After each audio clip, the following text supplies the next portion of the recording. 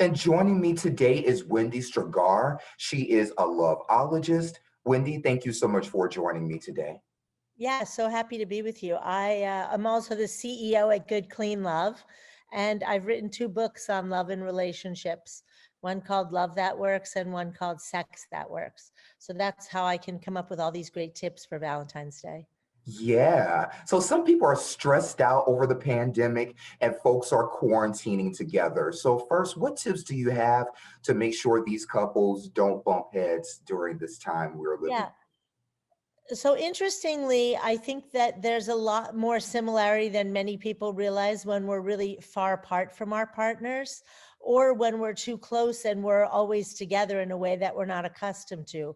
Both of those situations, whether you can't see your partner as much as you're used to, or whether you're seeing them way more than you're used to, creates the same situations. So these tips, I think, work in either situation. That's the great thing about them. So, one of the very first things that I always talk about is the idea that we don't want to get kind of confused and compare our love, our ongoing love, with the experience of falling in love with somebody.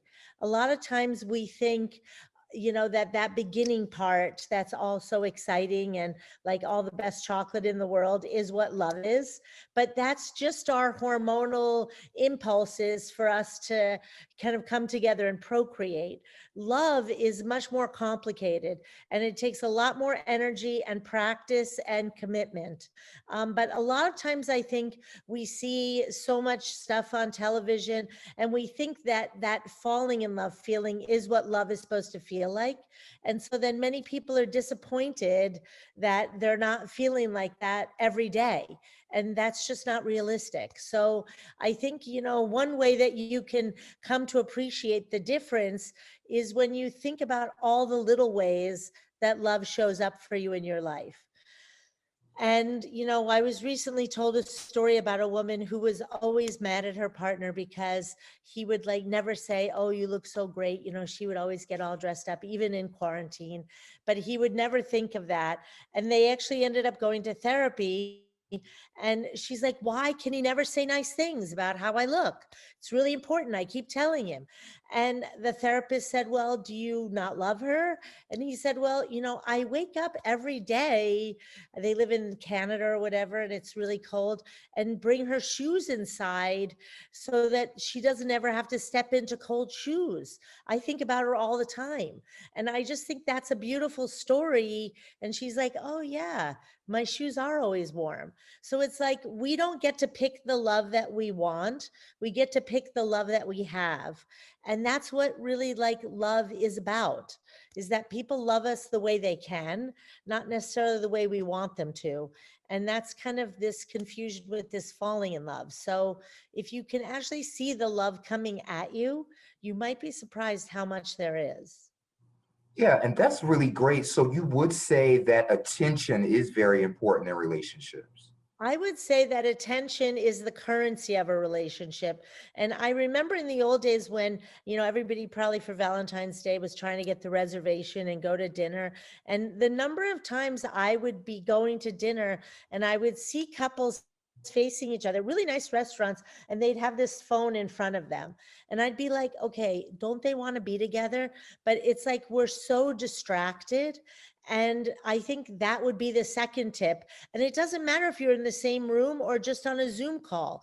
The truth is that when you give somebody your undivided attention, that feels like love to them. They can't tell the difference, actually. And that's because it's such a rare experience. Anais Nin years ago said that attention is the most generous form of love. And so, that is really like just putting down all distractions, not expecting something more interesting to come along, and really hearing not just the words somebody's saying to you, but the feelings behind those words. This kind of leads to the third tip, which is that a lot of times we think we know what we need to say, but most of us struggle to find the right words. but the feeling is always hidden in those words. So when you're really listening with your full attention, you can hear that somebody's anxious, or, something's kind of got them on edge. And really, it's not like you want to fix it, but actually just noticing that you heard somebody, and you could say, wow, I can hear that something's not feeling really right about this situation for you. And just that being witnessed is one of the most healing things we can give to somebody else. Yeah. And your daughter came up with an idea of correspondence. Break that down for us. Yeah. Yeah, that was really lovely when she was saying that to me. She's reading a lot of really old books, and, Rilke letters are some of her favorites. I don't know if you've ever read any of those, but, back in the day when we didn't text message and Twitter didn't have 100 characters, people would write letters to each other, and that's, actually, I've just recently moved, and I have to tell you that the most precious possession that I have over all the years that I lived in my old home, which was 20 years, I raised 4 children, are the cards and letters that we wrote to each other. And I'm just that kind of person that never throws those away. But literally, that's the stuff of books, the way that we can really collect ourselves and write to somebody what you're feeling in a moment is, I mean, it's better than gold, actually.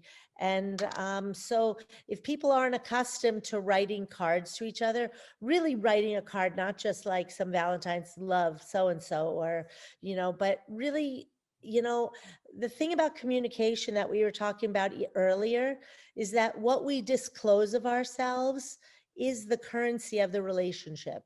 And so when people only sort of spend all their time on the surface, and they never dive deep, and they never open up, then the relationship is just being fed in fumes.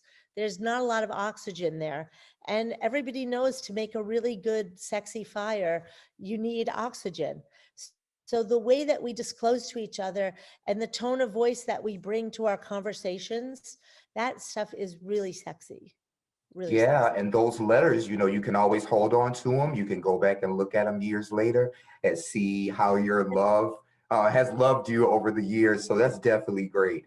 And Wendy, since you mentioned your books, tell us a little bit about your books and how our viewers can find Yeah, so I wrote 2 books. The first one is called Love That Works, A Guide to Enduring Intimacy. And the thing about intimacy is that you have to endure it in order for it to endure, And I think that it's a kind of funny play on words, because we live in a culture where we think that we can just go on to another relationship, and we don't really value the intense, like, attention and resources that we've poured into our relationships. And so that book really is about sort of helping you to focus on these different elements of a relationship, and how much there is for you in the moments when it sort of seems like your cup is run dry. That's when an enduring relationship really, really matters. And, I think in light of COVID, and we're seeing just this amazing rise in divorce, and probably more people alone on this Valentine's Day than in many years. Um, I would say, both to the people who've separated from their spouse, and to the people who are considering that, and to the people who are with their spouse, that whatever we leave in a relationship is the work we have to do in the next relationship. So just like, really, whatever you're going to choose to do about your relationship, honor that it is a crucible of your own development. That's what love teaches us most, is about ourself. And they say that it's the most gentle teacher we can get. So I think that there's a lot to be said for really taking the extra work to try to make it work.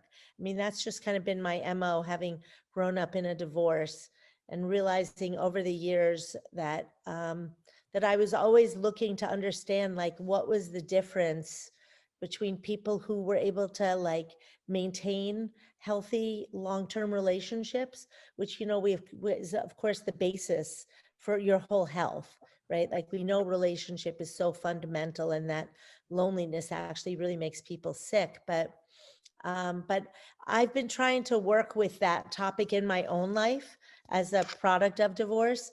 And I have to say, it's the hardest work I do. Still, I've been married to the same guy for 39 years.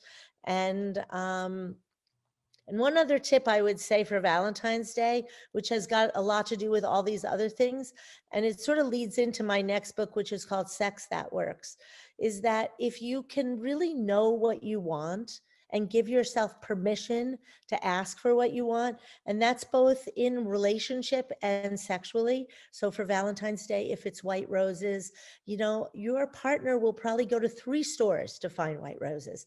But then the key is, like, even though you told them, can it still be really a gift? It's okay if you ask for what you want. It doesn't make it less of a gift. And a lot of times we do this crazy acrobatics. We think that people should be able to read our mind and know exactly how it's going to be perfect.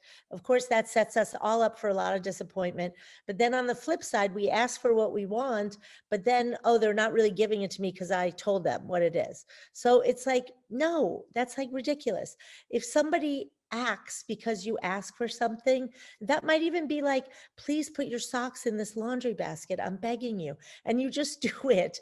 Even if somebody asks you, it still counts, right? And so there's this way that we have to count the ways that people show up for us that I think is really easy not to. And so the second book is called Sex That Works.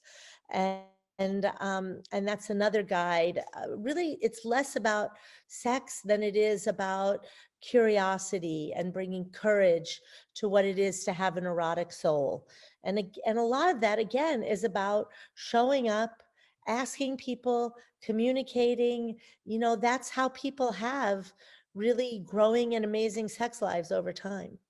Yeah, All and those we're things. definitely going to have to bring you on so you can discuss that book a little bit further. Wendy, thank you so much for joining me today. You Sure. gave us a lot of great tips, and I'll make sure the entire interview is on WJBF.com.